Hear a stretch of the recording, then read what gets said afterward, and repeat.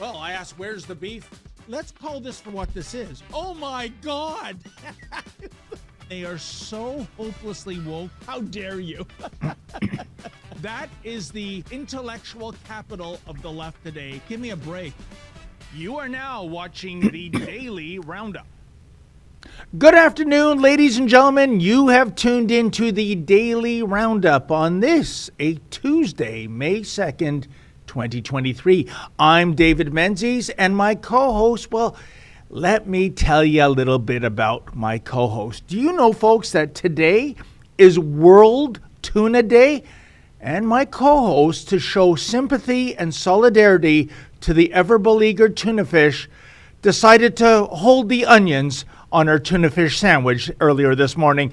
She is the she-devil with a sword. She is the Khaleesi of Northern Alberta. She is Sheila Gunn Reid. How you doing there, Sheila? David, I'm doing great, but I haven't touched tuna since Lent was over. Because as our regular viewers know, I gave up meat for Lent, which is very difficult for me because I am a carnivore, and every day it was like 3 cans of tuna trying to meet those protein targets. And if I see tuna again, I'm going to freak out. So wow. I will not be celebrating National Tuna Day. However, it is, I guess it's also National Baby Day, so that's good. I like babies. Baby? I love babies. Yeah, baby day, and also take a baby to lunch day. So there's that too. Just any baby you can take, I guess. You could just say, like, give me your baby. We're going to Ricky's or whatever. Like, I don't know. Well, you know what, Sheila? Getting back to the tuna fish, I want to applaud your due diligence to Catholic doctrine. Lord knows, even Catholic schools, Catholic school boards, Catholic teachers, they've thrown that baby out with the bathwater. Anything goes. Let's take the cross down, put up a Pride Progress flag, complete with the BIPOC vagina. So it is nice to see a common citizen. Can I call you that? Yes. A nice lady. Can I call you that? I don't know. It depends on the day. It depends on the day and who you're asking. And look, I'm not a good Catholic. Like I'm not good at it. But the beauty of my religion is we've got a sacrament built right into it to deal with the fact that you're going to fail at it. But I'm a pretty good confessant. But I don't know if you saw in the general chat this morning, David, but I got a very good, nice, reassuring email from my daughter's Catholic school. She's in grade 8, and they're going to be talking about human sexuality. And it was like assuring the parents that we are only going to talk about this through a biological perspective and only very strictly through the Catholic worldview and Catholic teaching on such things as abstinence and gender theory and all those things. So I was like, perfect. I guess I don't have to go down to the school like my hair's on fire. I still might, just to double check everybody's work. But it was nice to see. And there was also the option to opt out. Like if you don't think your kid is ready, or if you think you're best suited to talk to your child about these things, then please feel free to opt out. So I thought that the advanced warning system from the school made me feel really good today. Well, hallelujah to that, Sheila. That's my kind of Catholic school. Isn't it amazing? They've got to send out a memo to parents saying, oh, don't worry, we're not going to be weirdos.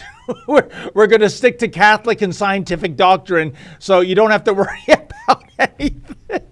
So Efron actually says we can show that, because I took a screenshot and I was like, hey, look, this is what it actually means to go to a Catholic school. So it's cropped out. I'm just going to see where I can find it on the general chats, because there's no way in hell that I can actually read it from where it is there. So I'm just going to poke around and see if I can. Here it is. Okay, perfect.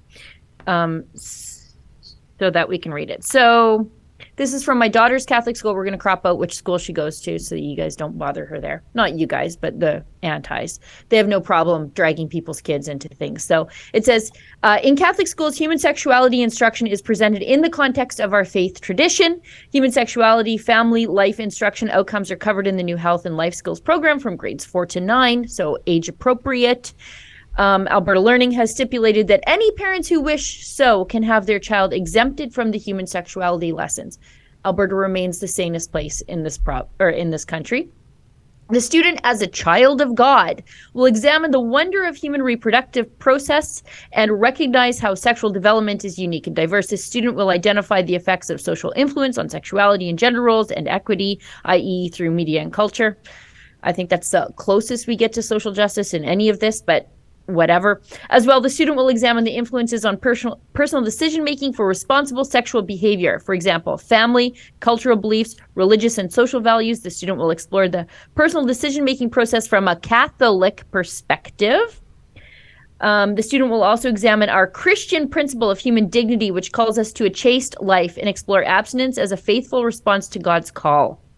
The student, as a child of God, will explore and be respectful of the unique development of self and others, physical, emotional, sexual, spiritual, and social development. The student will explore our Christian understanding of human beings as being relational. The student will identify and describe, from a Catholic perspective, the responsibilities and consequences associated with the sexual relationship. The student will describe symptoms and blah, blah, blah of, STDs and stuff. The student will explore our Catholic teaching regarding our openness to life within marriage and identify contraception technologies and critique the contraceptive mentality from the viewpoint of the Catholic tradition. I was so excited and so happy to see that email that they're taking very special care to align with Catholic teaching when talking to 13-year-olds about reproductive processes. But you know what, Sheila, doesn't it say a lot about our world for a Catholic school to send out a memo to parents saying, with our upcoming lessons, we will be adhering to Catholic doctrine? I mean, you have to state that today, because otherwise, well, look what's happening with the wackadoodle school boards in Southern Ontario, including Catholic ones, where I made the mention, and this actually happened at a school in Toronto, where the cross went down, the rainbow flag went up, and it was called the Rainbow Room. And I mean, if you are all down with the transgender revolution and you hate Catholicism, then why are you a teacher in the Catholic board to begin with? Well, that's the thing. There's a whole other board that you can just pollute with your weird ideology. You don't even have to be Catholic. That's the beauty of Christianity. Yeah. There's a gazillion different denominations. Find the one that fits you. You're probably best suited for the United Church, probably, which I'm not even sure is a church at all at this point. But I wasn't surprised, frankly, to see this email come into my email inbox this morning. My daughter's teacher on this, her father was like a lay chaplain for me in high school. So good Orthodox Catholic family, teaching in a Catholic school, exactly the kind of teachers you want in a Catholic school. I guess the moral of the story is that it can be done. Like if the parents sort of, I don't want to say act up, but if you send a message to these extra woke school boards, you can get back to where my school is right now. Like you can get back there. Truth always wins, but you can't let the lies prevail. Praise the Lord. Although, Sheila, I really can't say that phrase anymore without thinking of the Praise the Lord Club, the PTL Club, with the disgraced Jim and Tammy. And I'll tell you something, folks. I was in high school at the time, so it's late 70s. I'm watching PTL Club. I was already on to Jim Baker. Something's not quite right. And I'll tell you what got me onto that. He did this anecdote where he said, Tammy Faye is from Minnesota, and there's a game that's really big in Minnesota. It's called ice hockey. And my ears perked up. And he said, in ice hockey, there's a player called the goalie. And the goalie is trying to stop the puck from going in the net. He's trying to deny your goals. That is Satan's role in society. And I'm going, wait a minute. I play net. You're calling me the devil? I guess, and this was about a couple of years before the inception of the New Jersey Devils, I might add. But so I just thought, didn't understand why Tammy Faye didn't wear waterproof mascara, because that was a thing back then. But she never wore waterproof mascara, and she'd get on her crying jags for some reason on the shows all the time, and it was just like, that's why I tuned in, Sheila. And her face, after the waterworks started with Tammy Faye Baker, my goodness, her face looked like Jerry Cheever's goalie mask. If you're of an age that doesn't resonate, Google it. Jerry Cheever's had a plain white, Friday the 13th style face-forming mask. And what he did, every time he took a puck off the face, he painted stitches where the shot came. And that looked like Tammy Faye's face once the waterworks kicked in. But from what I understand, she was a very nice lady. I don't know if she was all that clueless about what was going on in the ministry as she claimed. But just wear waterproof mascara if you're going to bawl your eyes out every single night. Yeah. Anyway. And plenty of blame to go around. I'm not buying that Jessica Hahn was a quiet little reserved church secretary either, okay, Sheila? But anyways, we went off on a crazy tangerine there. What are we trying to do here, Sheila, today? Big time. So this is the Rebel News Daily Roundup. It's, as you can tell, where we talk about the news of the day or just things that come into our mind sometimes, completely unscripted, and we take you along for the ride. It's normally hosted by my friend David Menzies. I'm co-hosting today, but there's a rotating cast of on-air talent that also co-hosts with David. I think we act as the brakes to his gas pedal sometimes. And you can watch us on YouTube, Rumble, Odyssey, Twitter, and Getter, but also local. So if you are in our locals community, why don't you watch us over there? If you want to leave us a paid chat to support the work that we do, you definitely cannot do that on the YouTube censorship platform, but you can do that on Rumble, or you can do that on Odyssey. On Rumble, it's called a Rumble Rant. On Odyssey, it's called a Hyper Chat, and we will get to those, whenever we have time, but it's a good reason to stick around to the end of the show, and we'll read them all then. If we miss one, tune in next time, and we'll do our best to read your question, query, comment, or story idea there. And as I said, it's a great way for you to support the work that we do completely willingly, because we'll never take a penny from Justin Trudeau. And it also helps us democratize the show. We want to know what you think about the work that we're doing, because without you, there is no work that we're doing. Yeah. And I think that's it. All right, Sheila. Well done. And the top story today, folks, looks like President Joe Biden bought a calendar, which is to say he now realizes we're a third of the way into 2023 as opposed to languishing in 2021, because, Sheila, the Biden-Harris administration will end COVID-19 vaccination requirements for federal employees, contractors, international travelers, Head Start educators, I'm not sure what that is, and CMS certified facilities, according to the White House. Wow, lo and behold, talk about being a little late to the game, but I guess better late than never, eh, Sheila? I guess. I mean, but this is crazy. And what happens to all the people who were laid off because of these vaccine mandates? Do they get right of first refusal to come back to work? I don't know. Wait, yeah, exactly, David. What year is this? Is 2023, right? Like, how is Joe Biden worse than Justin Trudeau on this issue? But he is. Yeah. And, I'm so happy because I really do want to get in the Menzoid Mobile and go on a road trip, a day trip to the U.S., to Buffalo, to Detroit. And I can tell you, Sheila, I think I might have told this anecdote. If you don't think this is important, here's why it is.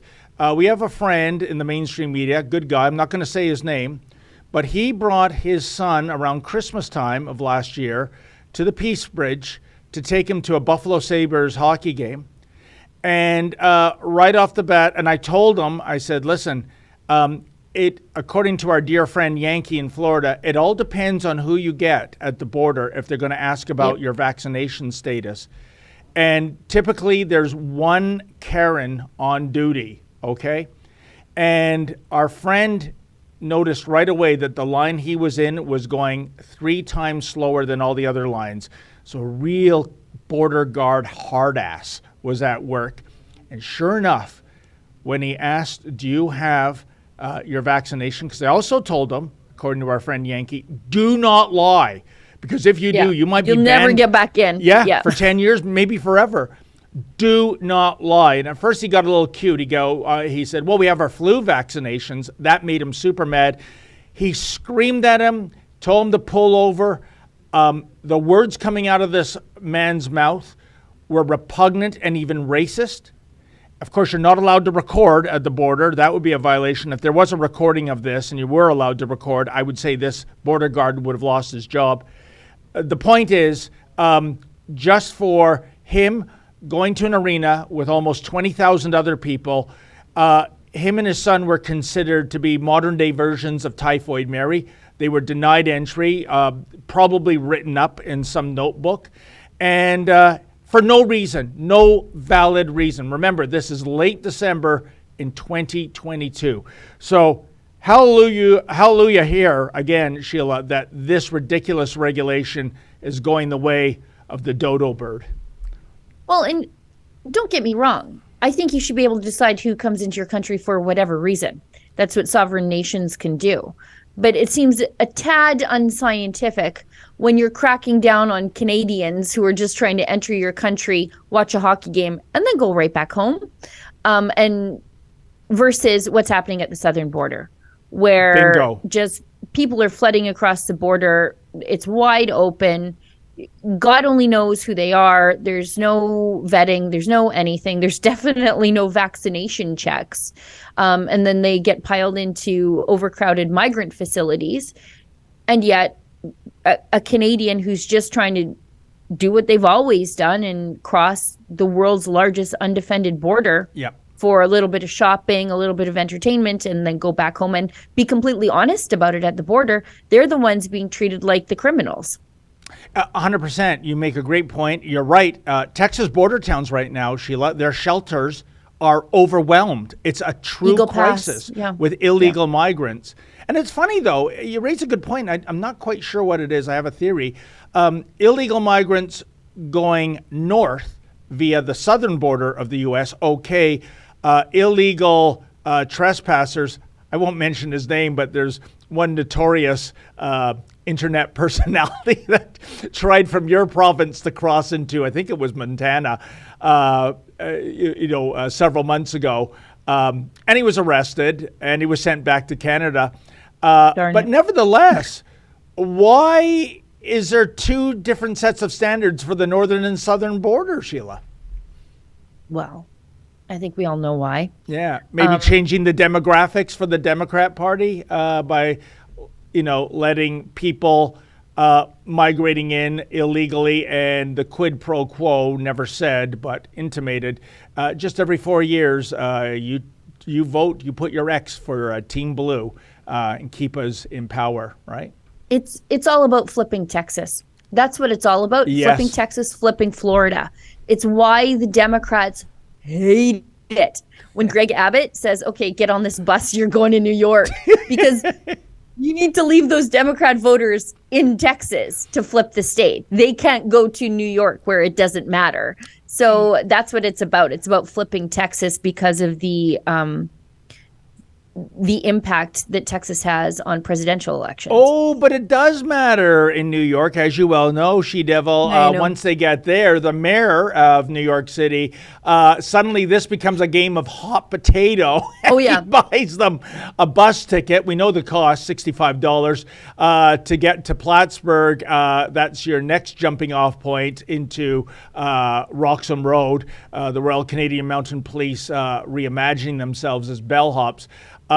It's kind of funny. They talk the talk, but when it comes to walking the walk, when it comes to absorbing those social costs, let's let the Quebecers and the Canadians worry about that. Oh, yeah. That's why they're like, oh, dang, they're supposed to stay in Texas where they're useful to the Democrats, right? But once they get into New York, the migrants are no longer useful to the Democrats, and the Democrats figure out that, hey, actually, they're a bit of a burden here.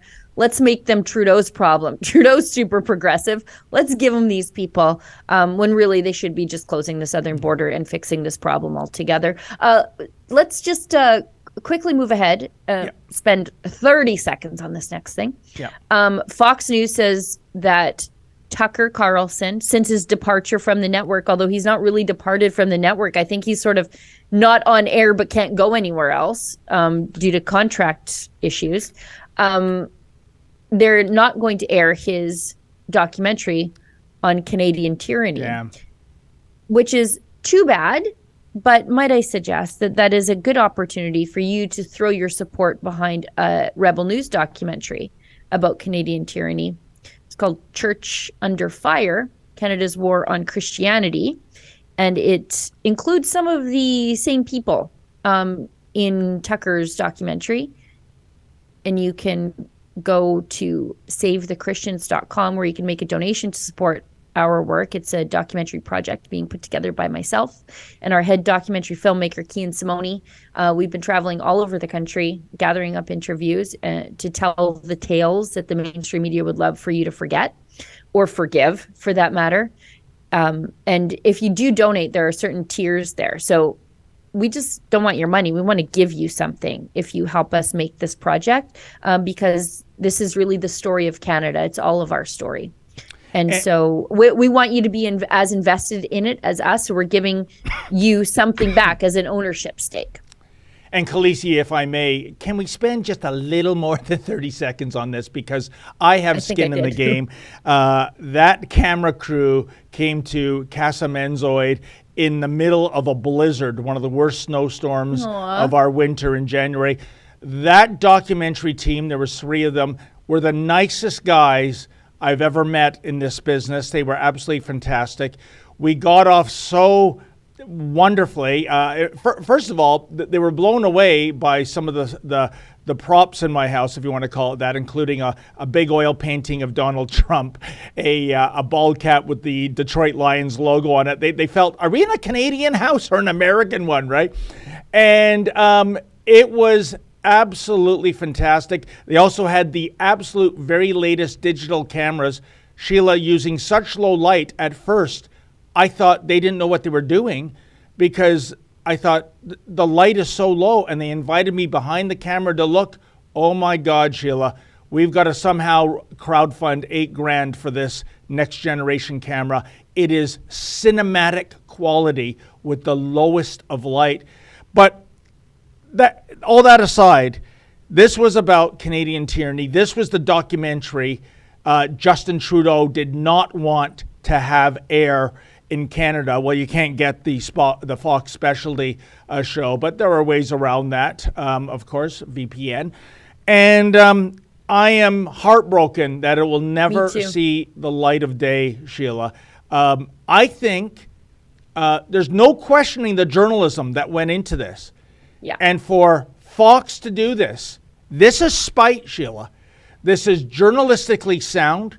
This is a scoop. This is something only Fox was covering. The other networks couldn't be bothered. First of all, for Canada, we're typically that big pink blob on the world map. They don't care. Tucker cared. Tucker deeply cared about Canada. He loves Canada. And this will not be aired. I mean, I just wonder if there's a way, maybe we can ask Fox, is this for sale? Maybe we can crowdfund it, because it's that important that this gets to air. Yes. And it's just a shame, because this really was the historical marker of what Trudeau did over the 3 years of the pandemic. And I would hate to see it go in the dustbin of history. It should be there for the world to see. Frankly, only Fox News would have been interested in telling this story from the outside looking in. I mean, this is a story that we told every single day, which is why our journalists were interviewed in it. And so many of the people that we interviewed along the course of the last 3 years were interviewed in it, like James Coates and Tim Stevens and Alexa Lavoie is in it, and you're in it. And so, it's just a real shame. I hope they do reconsider. It's funny, isn't it? In a perverse way, this is now the modern day version of the Jerry Lewis movie, The Day the Clown Cried, which has never been released. It's in a cinema. I think there's about 3 minutes of it that exists on the internet. Talk about taste. It's where Jerry plays a clown in a concentration camp to give the child victims a feel-good feeling as they're marched into the gas chambers. I wonder why that never got released, Sheila. I know, I can see the look in your face, but Google it. It's The Day the Clown Cried. That when we were at Yad Vashem, the Holocaust Museum, they have a pop culture section of the museum about all the movies, novels, TV shows that have a Holocaust theme. This is their great white whale. This is their Moby Dick. They would do anything to get their hands on this, but it's evidently permanently out of circulation. And now we have our documentary about Canadian tyranny joining The Day the Clown Cried. But like I said, we have our own documentary about Canadian tyranny coming up, and it is Church Under Fire, and people can support that work at SaveTheChristians.com. I'm gonna, if you don't mind, David, let's skip over this Michael Barrett video. Okay, but you know what, Sheila? Before we collect our thoughts, I see we're already overdue for our first ad break. Okay, and then we'll come back and go into the Polyev video. Yeah. The man is getting very forceful about these ads, folks. Don't blame me. Okay, yes. Check it out.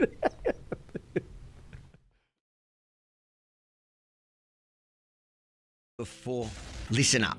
I'm looking for collaborators in a new and exciting initiative. As you most likely know, YouTube a long time ago demonetized Rebel News, and we are 100% viewer funded.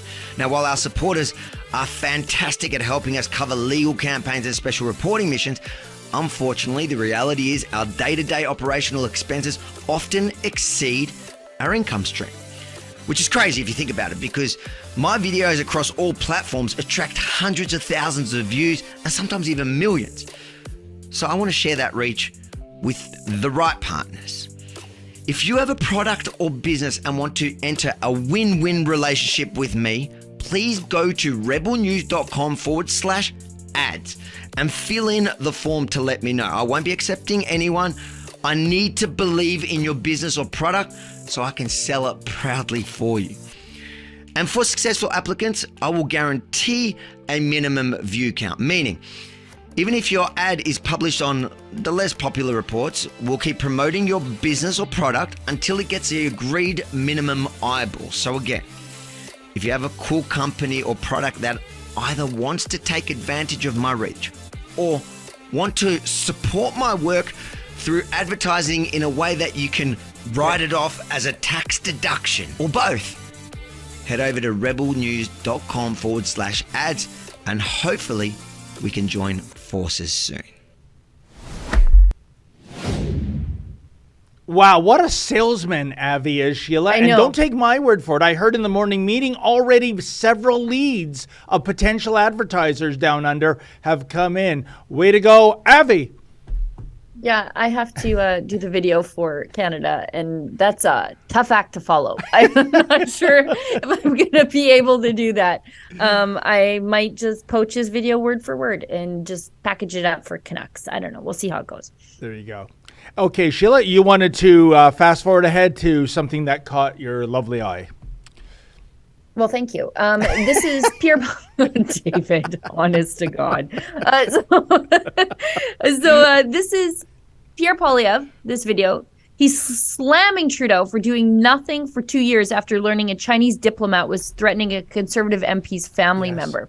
So go back a little. Michael Chong, he's, I guess, ethnically Chinese. He's got family in Hong Kong. And the Chinese government, sounds like, they were threatening his family in Hong Kong. Trudeau knew about it and didn't do anything.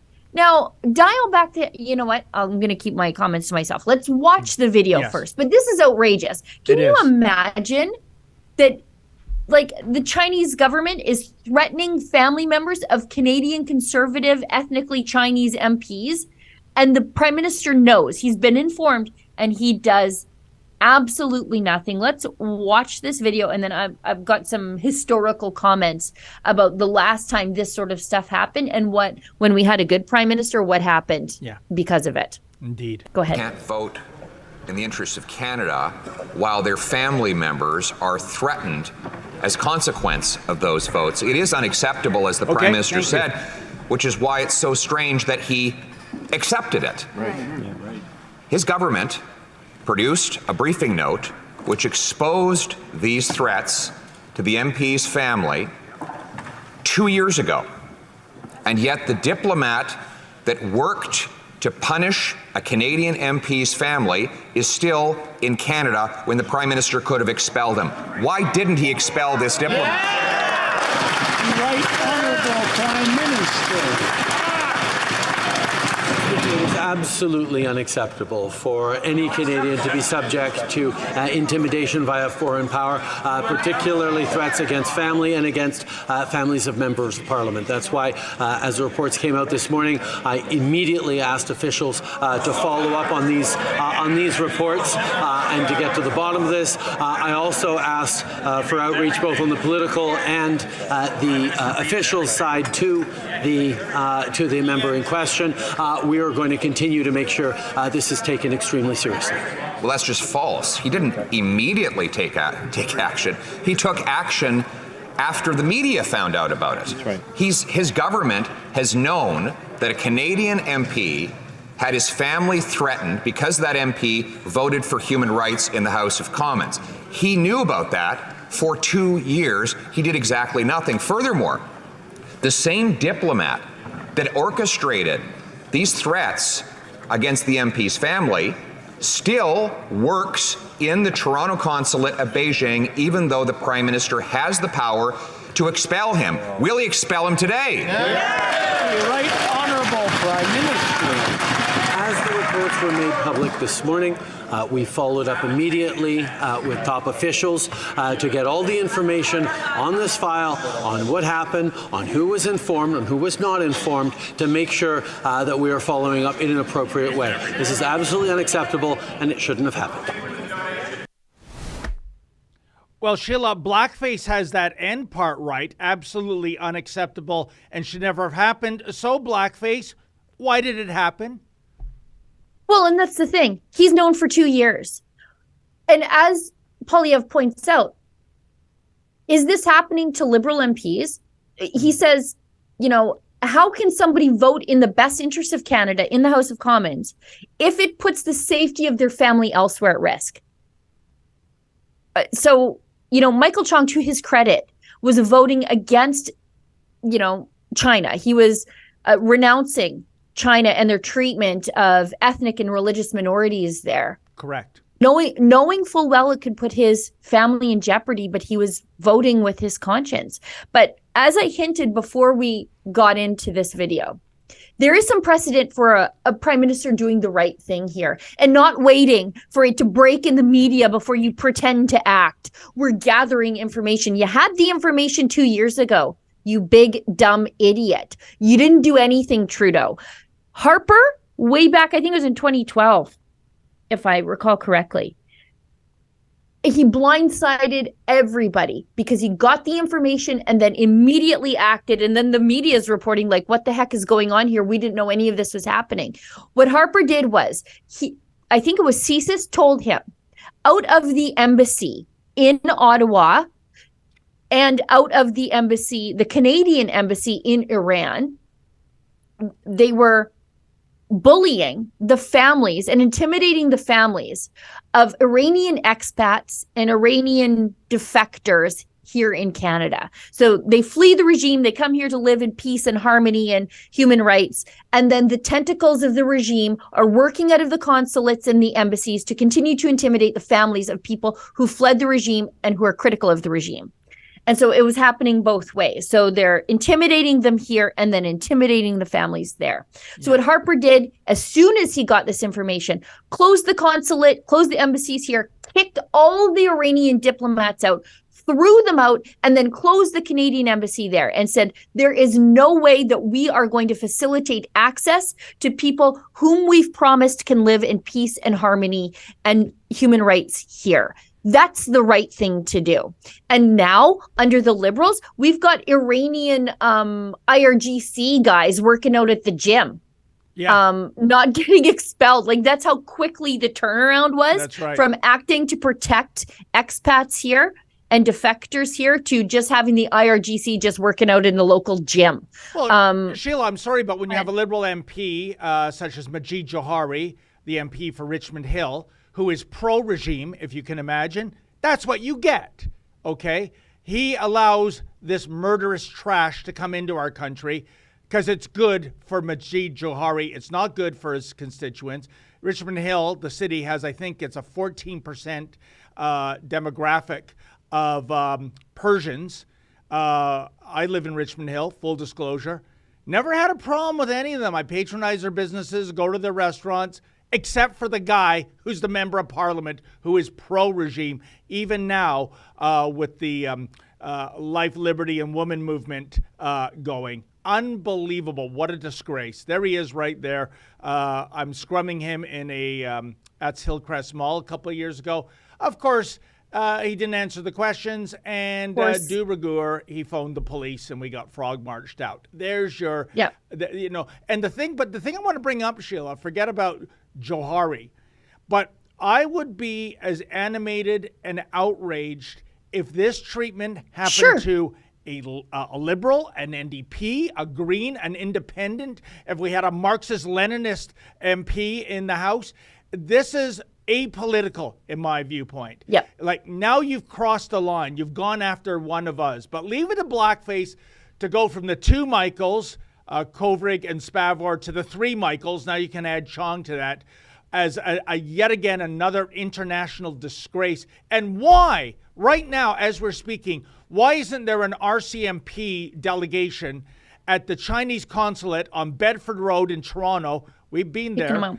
Yeah. And a very nasty place. Iron Gates, a really foul security guard. That's beside the point. Why aren't they frog marching this guy to the next flight out of Pearson to Beijing? Oh, then again, maybe there's some PSAC or CRA strikers gumming up the works at Pearson. Hey, guys, come on, give us a break, right? Pearson doesn't even work under normal conditions, okay? Right. Who could tell if there's disruption down there? But the only guy in that conversation of the video we just saw expressing concern for the ability of all MPs to do work without intimidation and vote in the best interest of Canada, whatever their conscience tells them is the best interest of Canada, whatever is the best interest of Canada in a liberal mind, an NDP mind, a conservative mind. The only guy expressing that concern was Pierre Poilievre. Yeah. He's the guy who's all of a sudden now concerned about the Liberal MPs who could be subject to intimidation. Just going back to when Harper tossed the Iranian diplomats out, it literally caught everybody off guard. If you go back and read the earliest media reports of that, it says many political commentators were puzzled by the abrupt decision, as there have been no recent public developments in the Iranian-Canadian relationship that seemingly could have motivated the move. So, which means that it wasn't a news report that motivated Harper to do the right thing and protect Canadian citizens.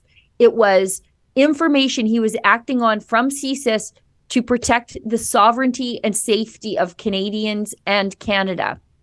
But Trudeau, 2 years worth of this information just on Michael Chong that he knew. But once again, Trudeau's only real ideology is power. That's all he wants. He doesn't care how he gets it, how he maintains it, or what sort of levels of corruption that he has to achieve to hang on to it. He is willing to allow a Canadian MP's family to be intimidated as long as the Chinese help him win elections.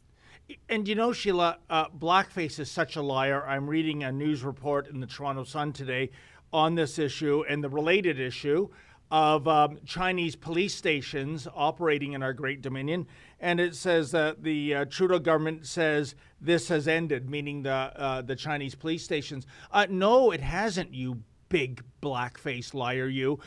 Just on Friday, I think the report's going up maybe later today, ace shooter Maurizio and I went to a demonstration in Markham where one of the edifices that is allegedly housing Chinese police. And I can tell you, because I've reached out to the RCMP personally on this, the last communication I had with them goes back to September, Sheila, where they said, the matter is under investigation and there will be no further comment. Wait a minute. So who am I supposed to believe? The RCMP saying the matter's under investigation, or blackface saying, no, we've shut down those police stations? Yeah, I think I'm going with the RCMP. And again, Why is this under investigation? Last month in New York, we had 2 individuals arrested by the police there for this. I believe there was an action in Houston too. But here, it's the 3 monkeys. See, speak, and hear no evil, apparently, when it comes to Blackface's beloved China, the nation that he so has admiration for in his heart. Right. Because their basic tyranny, dictatorship, allows them to turn on a dime. Yeah, you can't do that when you don't have to worry about human rights. And look at where Canada is going to, right? Yeah, every day is the Emergencies Act when you're in China. The video I skipped over, we should go back to, because I realize now that it is in the YouTube description for what we're watching here. And it's Justin Trudeau with his priorities apparently straight, according to him. Talking about not facing any traffic in New York City because what an absolute idiot he is. You won't believe this one, folks. How bad can it get? I'm Tom Clark, and this is yet another New York Minute. Well, anybody who comes to New York knows one thing, and that is that the traffic is a killer, but there are ways around it. For example, this. Yeah, it's a motorcade. Which is a great way to get around New York, except for one thing. When you're in a motorcade, sometimes you got a ride share. Hey, everyone. It's great to be back in New York. See what I mean? I've seen this guy a lot in the last couple of days.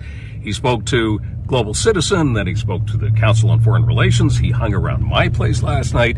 The guy's been around a lot, saying a lot of things. I'm Tom Clark, and this... Okay, that's good. I've had all those two that I can take. Tom Clark is the guy who asked Justin Trudeau, what shampoo do you use? Yep. They were in a helicopter, I think, that time. Plane. Yeah. He was flying. No elitism here, of course. Yeah, they're in his Tom Clark's plane, and he would get politicians up there, and then because they can't escape, now's your chance to ask them the tough questions. And his was, what shampoo do you use? And then he was recently appointed the Consul General to New York. So he has this diplomatic appointment from Justin Trudeau. But to the disgrace of the Conservative Party of Canada, he was also hired as the moderator of the recent leadership debates of the Conservative Party of Canada before Poilievre won. And I was in that room, and I thought I was going to lose my mind. And the room, I thought, was going to lose its mind when he was asking such hard-pressing questions as, what are you binge watching? What's on your iPod Shuffle or whatever the young people are using these days? It was just the dumbest, and just the audible groaning, and it was like a cringe in unison from the crowd, where they wanted to actually hear what would distinguish these candidates from each other.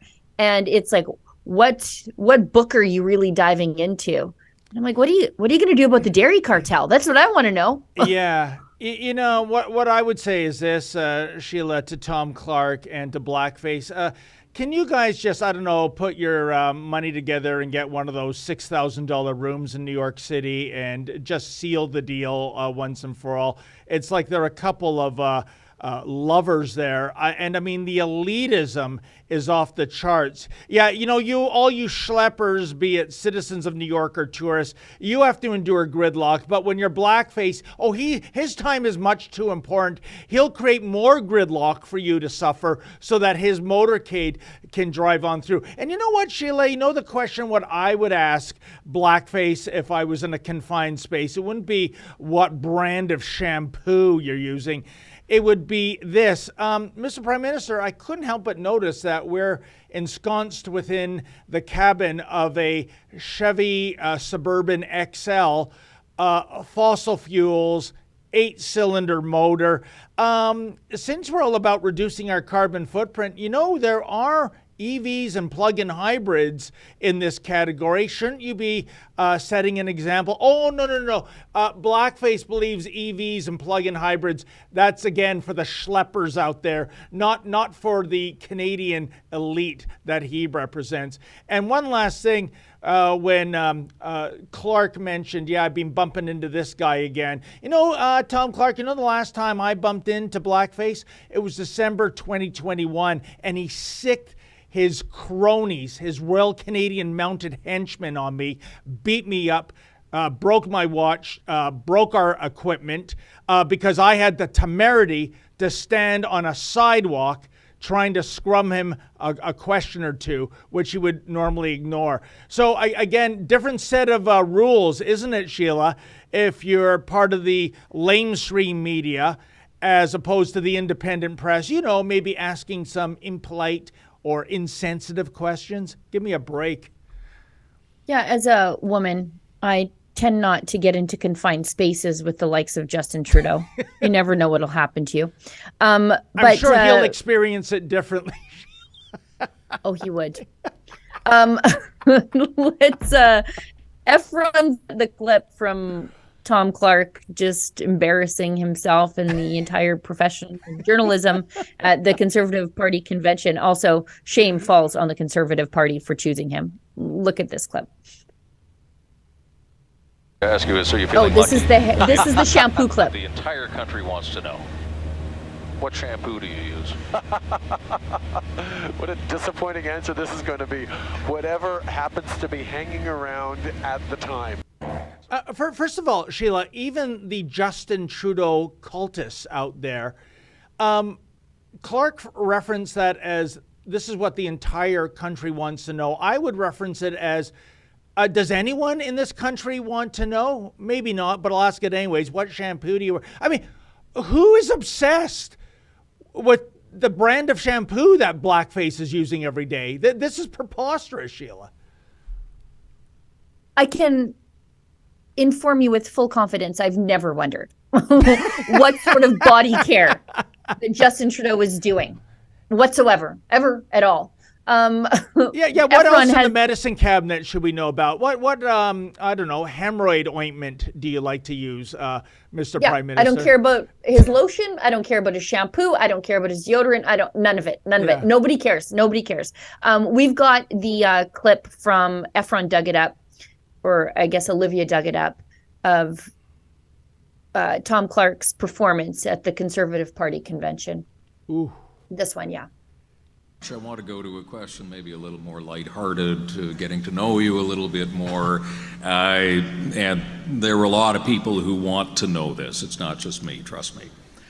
But Mr. Baber, what was the last thing that you binge watched on TV?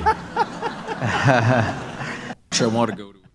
By the way, I'm not laughing with them. I'm laughing at him. That whole preamble too, Sheila, getting to know you. It reminds me of that John Candy Second City sketch where he's the famous Russian weightlifter giving his own variety show. And in his tights holding a weight bar, he's doing that song, getting to know you, getting to be like you.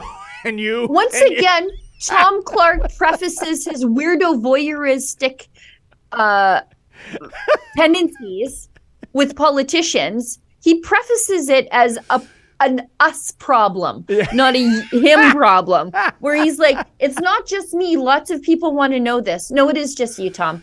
It is literally just you. Nobody cares. And by the way, does Roman Baber seem like somebody who binge watches like anything?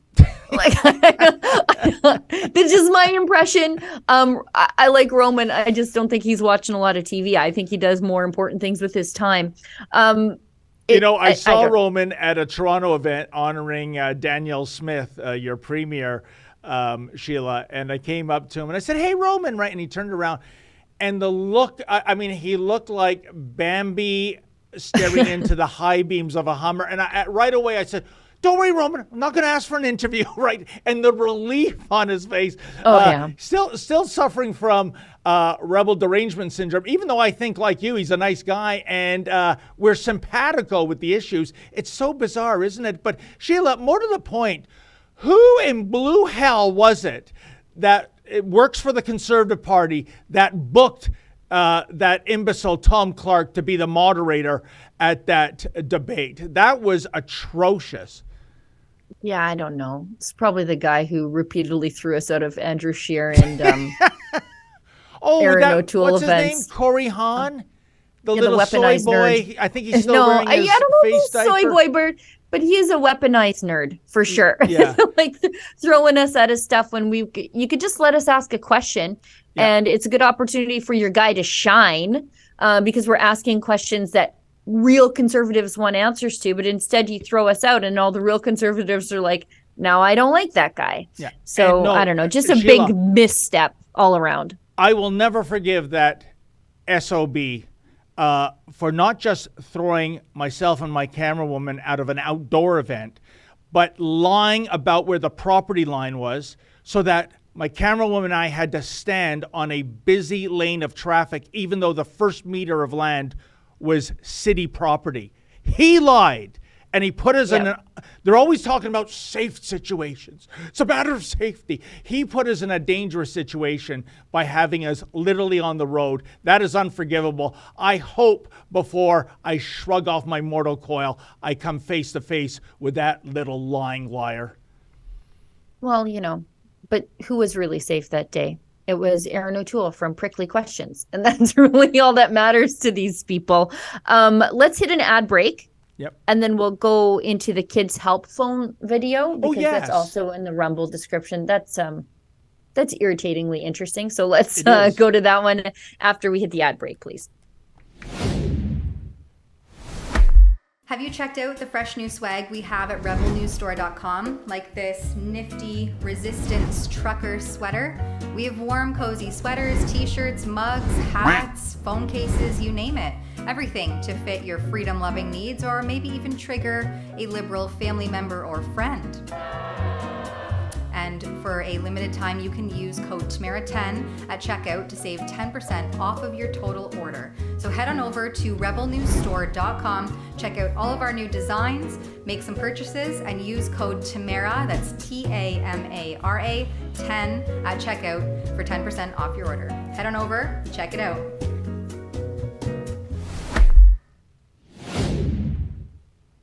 So Sheila, please set up this story about the Kids Help phone line, and I'm going to weigh in with an anecdote that I reported on regarding this charity. And really, who would be against the Kids Help phone line? They're taking I guess I calls. am all of a sudden. Taking calls from distressed youngsters. That's a good thing. Unfortunately, folks, this is a horribly, horribly woke organization right now. I'll tell you my story after Sheila gets to why they're in the news today. Yeah, they've gone the way of the YWCA, where they've been completely colonized by wokeism and the radical left. And I think we need a helpline to help kids who may be groomed by Kids Helpline. Like the Kids Help Phone, we need another line to deal with the kids who are potentially being groomed by these people.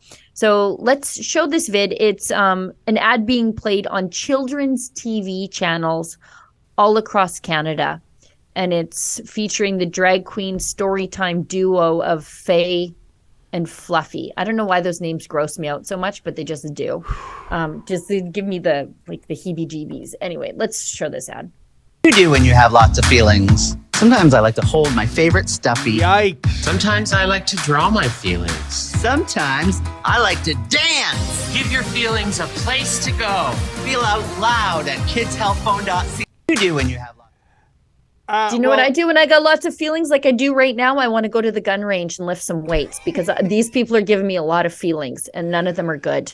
Sheila, to quote the Andrew Robinson character in the immortal Dirty Harry, please, I scare easy.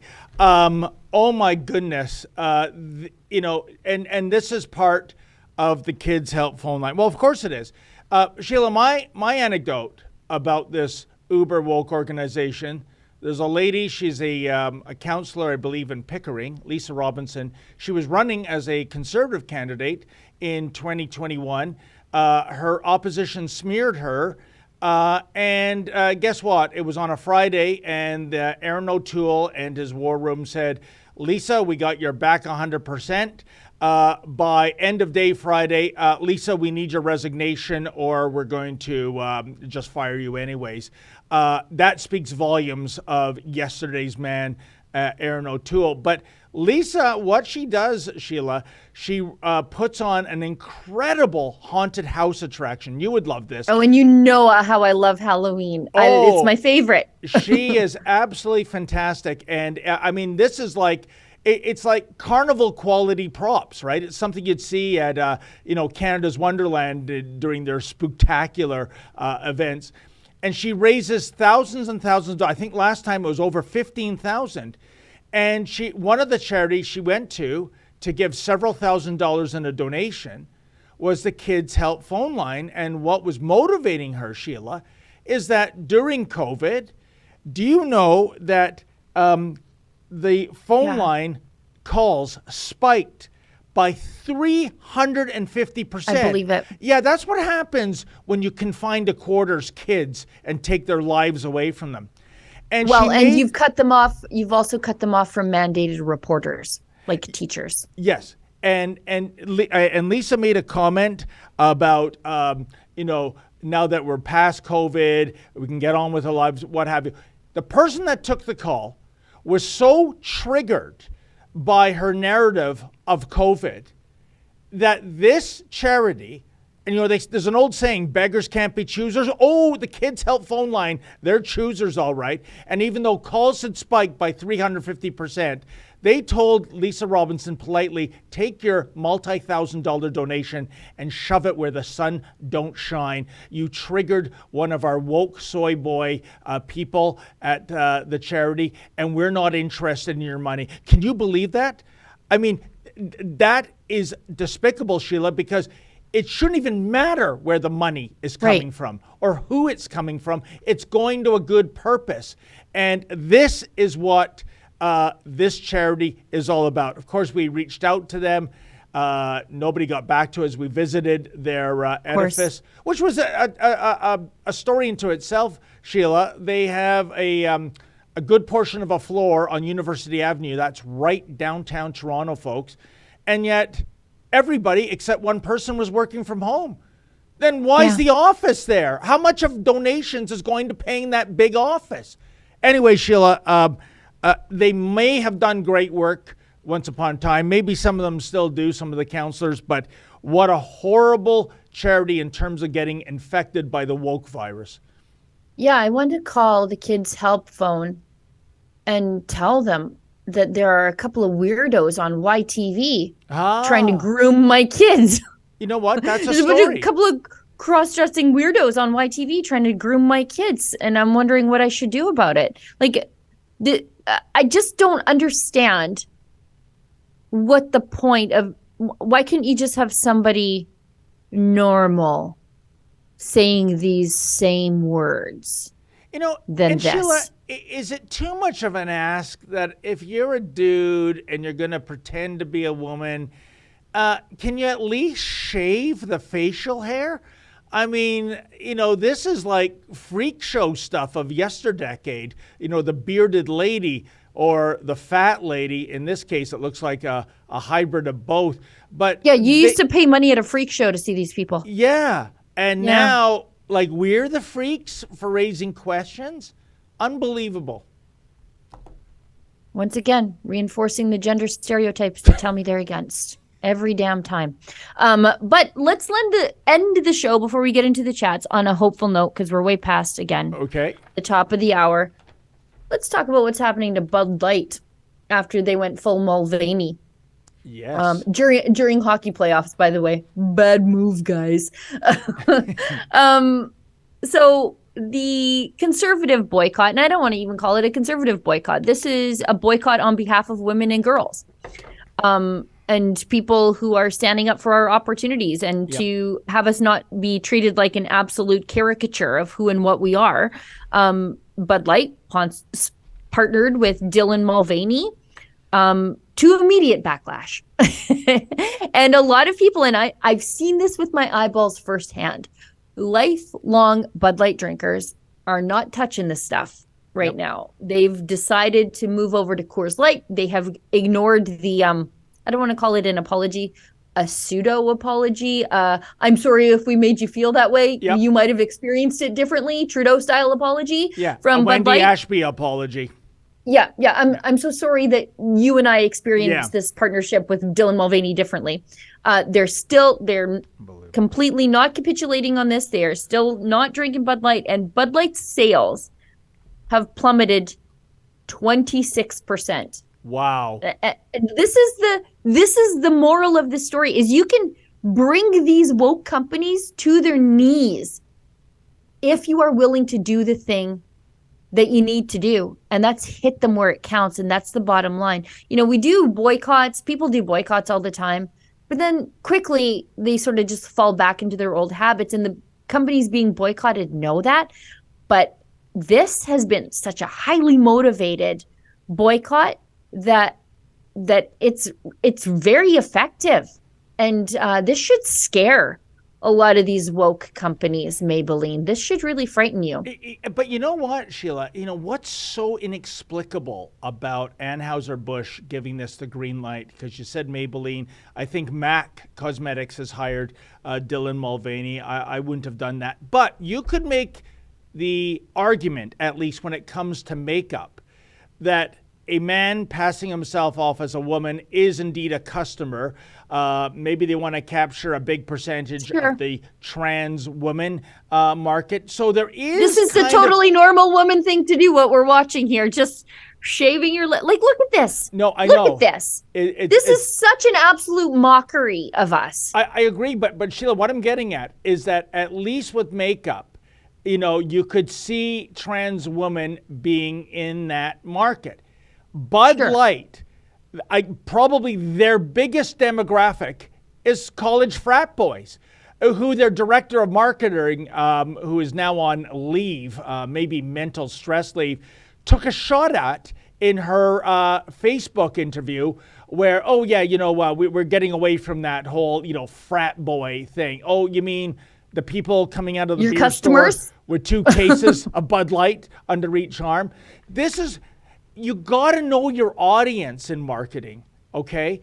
And that's what makes this absolutely batshite crazy, that they apparently have no knowledge of their market, that this is, or maybe we have to speak in the past tense, this is or was the #1 selling beer in America. Used to be Budweiser, and a couple of years ago, it knocked Bud off. Bud Light was #1. So again, it's a fix to a problem that does not exist.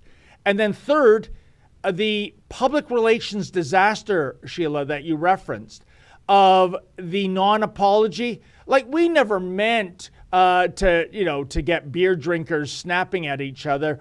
Oh, and hey, bring out the Clydesdales. Let's play up the red, white, and blue and pretend this never happened, like that 5th season of Dallas.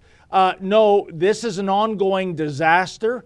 And I watch with marvel, Sheila, that they still haven't taken the necessary steps to correct this train wreck. Look, I used to drink Coors Light and Bud Light. Like, those were my 2 options, right? Like, those are your light mom beers where you don't want to get wasted too fast. I would drink Bud Light because all your friends are sitting there drinking Bud Light. Your guy friends are drinking Bud Light. You grab one of their blue cans or whatever. I've gone back to my roots. I'm drinking Pilsner these days. So it's a real easy choice to make. There are a lot of other beers that are remotely similar. And you vote with your wallet. And a lot of people are saying, oh, you're being mean to Dylan Mulvaney, who's just out there making fun of women every chance he gets. Matt Walsh, who has received a lot of criticism for calling Dylan Mulvaney a cheap facsimile of womanhood, a deep fake. Yep. Yeah, he's a deep fake of who and what we are. He posted this clip of Dylan Mulvaney calling for the arrest of his critics. Maybe we could it's just crazy, just madness. People hurt my feelings, and so they should go to jail. Which is absolutely crazy. But this is, when you're telling people that someone is committing a genocide against you if they've misgendered you, of course, this is the next logical step in their brain. If genocide is a crime and misgendering is genocide, then these people have to go to jail. That's how you square that circle. So listen to this absolute lunatic. Like the articles written about me using he pronouns and calling me a man over and over again. You are. And I feel like that should be illegal. I don't know. That's just bad journalism. Yeah, just one little thing, mister. There's something in the U.S. Constitution called the First Amendment. That's why it's not illegal. By the way, it's not a slur. It's truth in advertising. You are a biological man. You are playing a woman. You are pretending to be a woman. And you know, I got to tell you, Sheila, 2 weeks ago, I was filling in for the Big Boss Man doing the Ezra Levant show. My monologue was on this Bud Light fiasco. And my point at the end of it was simply this. This is not just about a brand of beer. This is not about a marketing campaign gone off the rails. I think this came along at a point in time when Americans and indeed people around the world are just sick and tired of having this radical trans agenda shoved down our bloody throats. This is it. I buy a beer to get a refreshment, not a sermon. Anheuser-Busch seems oblivious to this, and maybe that's why their stock value at one point was down by $6 billion US. And look at how the other side is reacting to this. Like Dylan Mulvaney wants to use the law to compel me to say things that I must use his words or go to jail. I must write his words with my pen or go to jail. These people are insane. Insane. That's tyranny. If you want to put words in my mouth and compel me to speak them under threat of incarceration.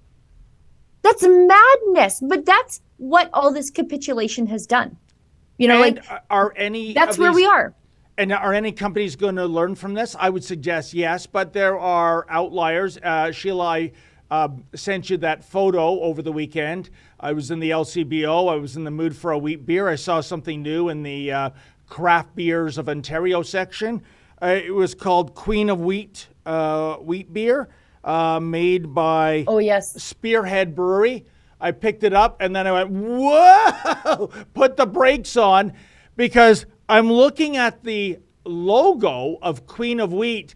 Maybe it's King of Wheat, because the Queen is holding a spear and not one but two Pride Progress flags. Well, whatever. Those are the rainbow flags, folks, with the BIPOC vagina symbol embedded into it.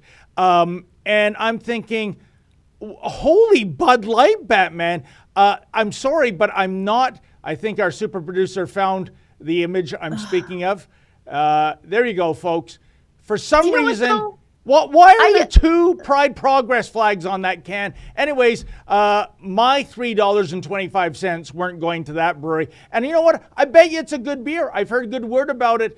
But you put that on a can, guys like me, bye-bye King of Wheat beer. But I don't care. Here's the thing. At least that's truth in advertising.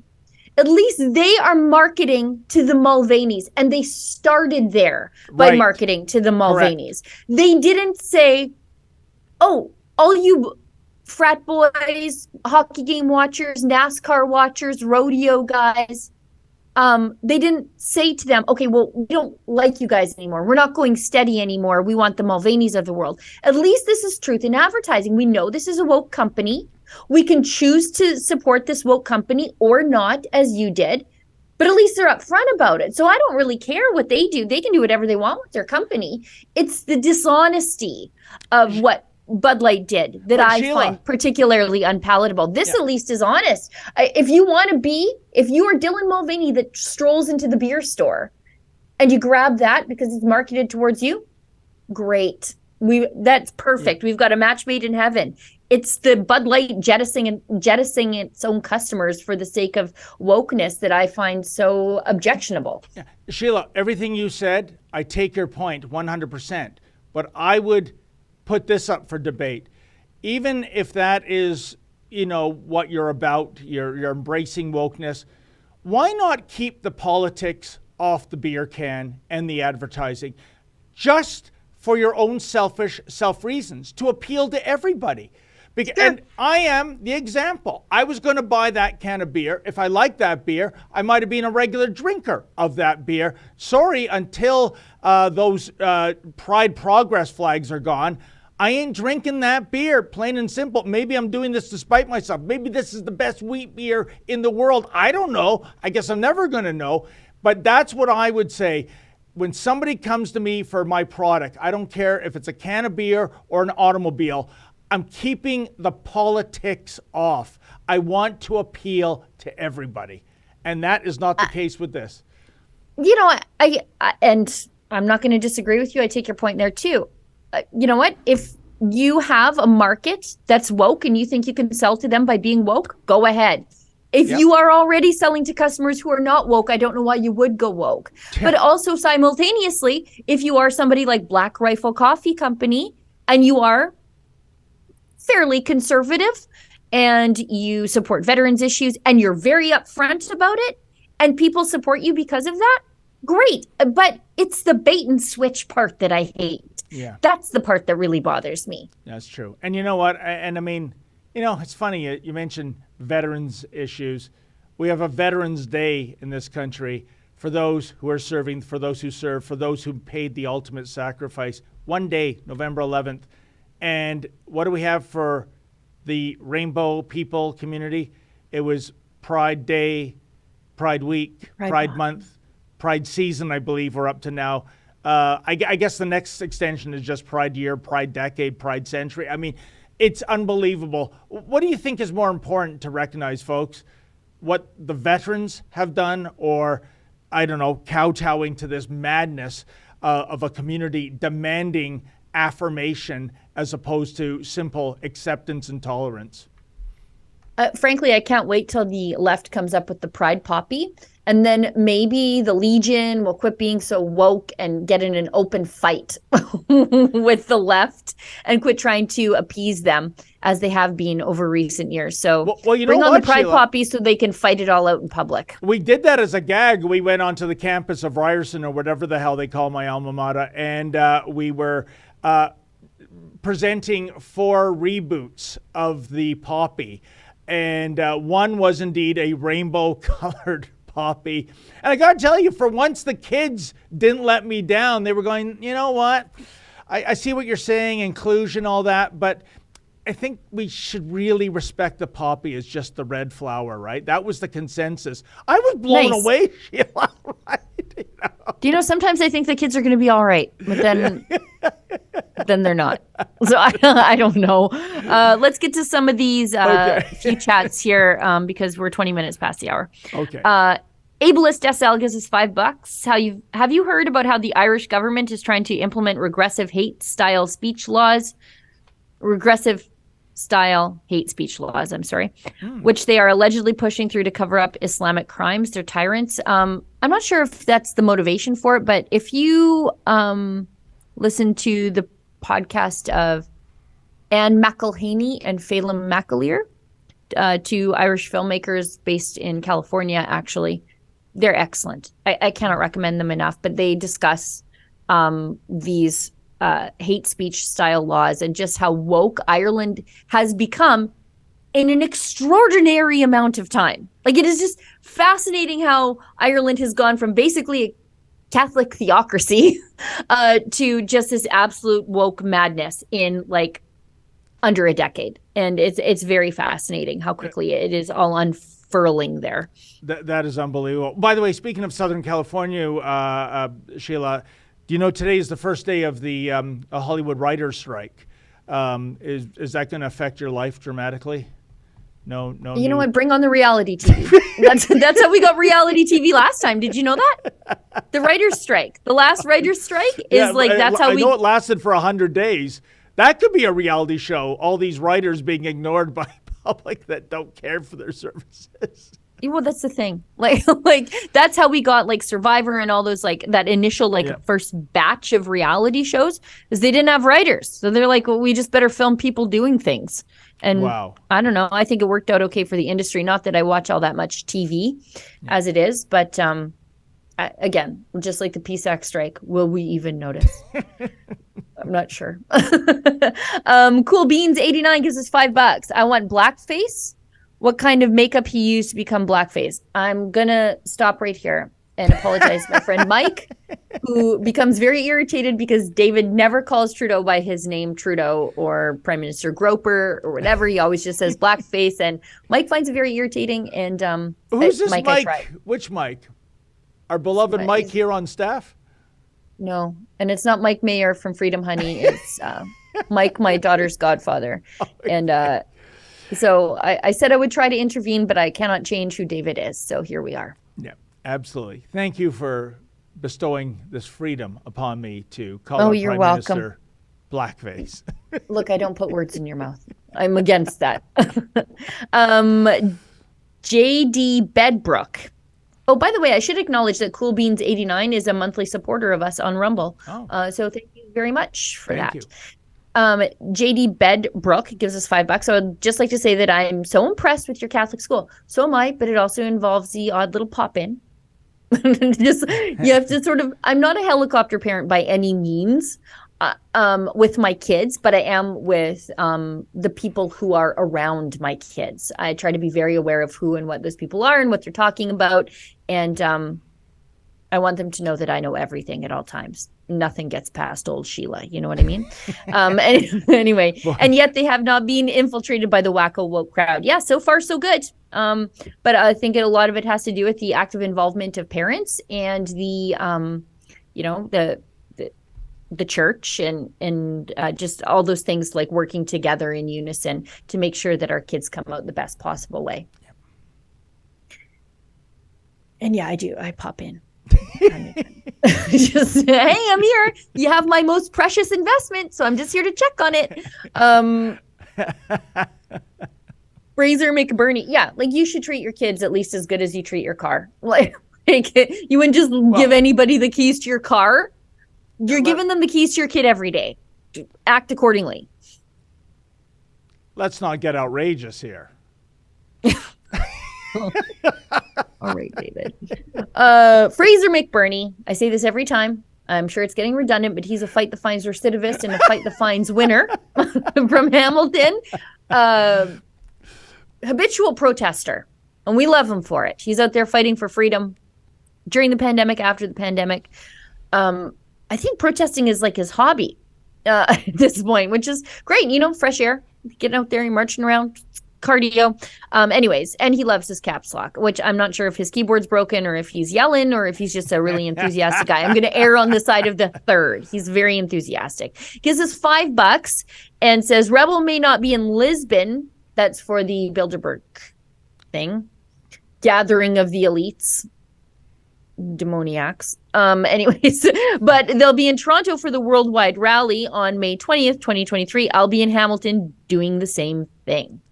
Yes, we probably will be out there covering the Worldwide Rally. If not, we'll take a cruise past and see what's what. And I think now we are 25 minutes past the top of the hour, and we're all done, at least on my side. But go ahead, that's David. why we do like the likes of Fraser, as you called him, Sheila, a habitual protester. And when he brings his, son out to these protests, well, that's a son of a habitual. Okay. Let's wrap it up. Do we have a laugh track, super producer? No laugh track.